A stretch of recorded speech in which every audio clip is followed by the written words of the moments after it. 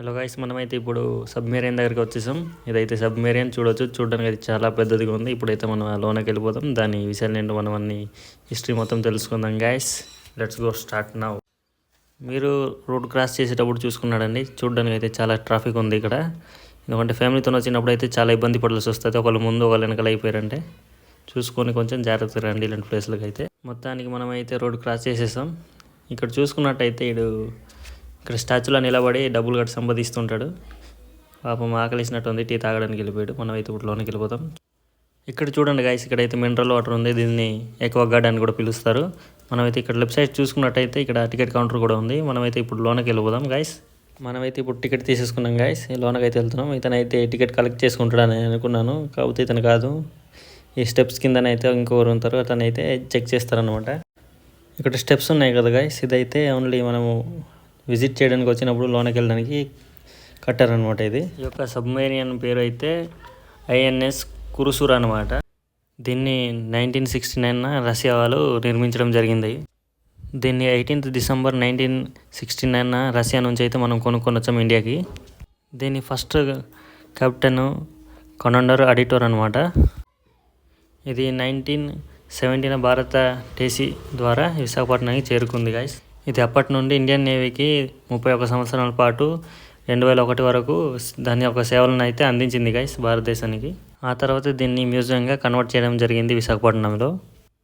తర్వాత మనము అప్పటి మన చీఫ్ మినిస్టర్ నారా చంద్రబాబు నాయుడు గారితో దీన్ని అయితే ఓపెనింగ్ చేయడం జరిగింది గైస్.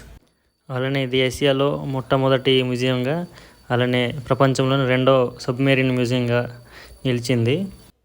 ఈ సబ్మెరీన్ నీటి నుండి ఈ ప్లేస్కు తీసుకురావడానికి 18 months అలానే 5.5 కోట్లు ఖర్చు చేయడం జరిగింది. అలానే దీని పరిమాణం చూసుకున్నట్టయితే 91.3 meters, పొడవు చూసుకున్నట్టయితే 8 meters వెడల్పు.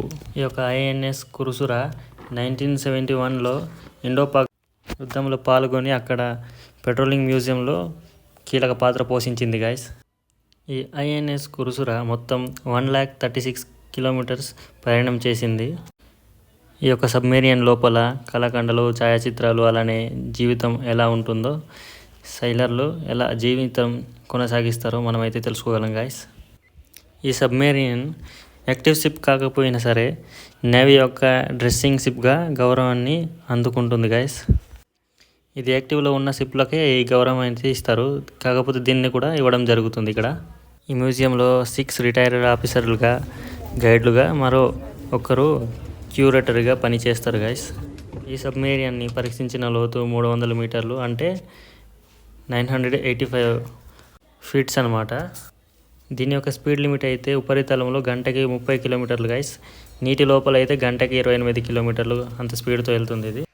దీని క్లాస్ అండ్ టైప్ గురించి మాట్లాడుకున్నట్టయితే ఇది అలివరీ క్లాసిక్ సబ్మెరీన్ ఐడెంటిఫికేషన్ S20 అనమాట. ఈ సబ్మెరీన్లో 77 మంది ప్రయాణించడానికి ఉంటుంది. 22 types గల 53 టార్పిడోలు మోయడానికి 10 టార్పిడో గొట్టాలు అయితే ఉంటాయి ఇక్కడ. ఈ ఐఎన్ఎస్ కురుసులలో టార్పిడోలకు బదులుగా 44 మైన్స్ అయితే విడుదల చేయగలరు.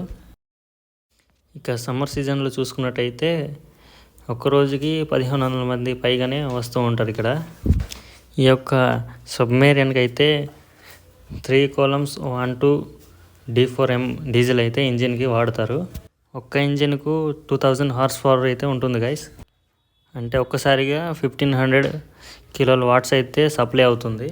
ఈ యొక్క గొప్ప చరిత్రలనే ప్రత్యేకతలో ఈ యొక్క ఐఎన్ఎస్ కురుసురా సబ్మెరీన్ మ్యూజియంకి అనేక మంది పర్యాటకులకు ఆకర్షిస్తుంది గైస్. ఇండియన్ నేవీలో జాయిన్ అవ్వాలనుకుంటే ఇక్కడ వచ్చిన వాళ్ళందరికీ చాలా విషయాల గురించి అవగాహన లభిస్తుంది గైస్. దీంట్లో వర్క్ చేసేవాళ్ళు అసలు స్నానమే చేయరు. ఓన్లీ వర్కర్స్కి మాత్రమే స్నానం చేసే అవకాశం అయితే ఉంటుంది. వర్కర్స్ అంటే మరి ఎవరు కాదు, ఇక్కడ కుకింగ్ చేస్తారు కదా వాళ్ళనమాట. ఇక్కడ తాగడానికి ఓన్లీ వంట చేయడానికి మాత్రమే వాటర్ యూస్ చేస్తారు. ఈ సబ్మెరీన్ 365 days మొత్తం అలా సముద్రంలో తిరుగుతూనే ఉంటుంది రెస్ట్ లేకుండా.